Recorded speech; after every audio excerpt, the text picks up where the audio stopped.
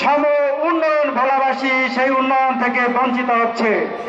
তাই আজকের এই কর্মী সম্মেলন থেকে আমাদের মাননীয় প্রধান অতিথির কাছে আমরা কেন্দ্রীয় নেতৃবৃন্দের কাছে দৃষ্টি আকর্ষণ করছি, আমাদের এই অবহেলিত ভোলা কাছে আমাদের ভোলাবাসীর 20 লক্ষ মানুষের প্রাণের দাবিগুলো তুলে ধরছি।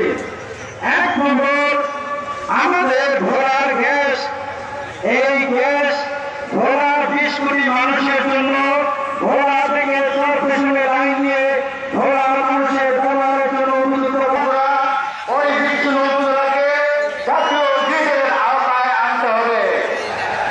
সর্বশেষ আমি আরেকটি প্রস্তাব জানাতে চাই, ভোলা অত্যন্ত মনোরম একটি বিশিষ্ট আলেম জনাব মাওলানা ওয়ালিউল্লাহ কবি, জনাব মাওলানা ওয়ালিউল্লাহ কবি। আপনারা বসেন ভাই।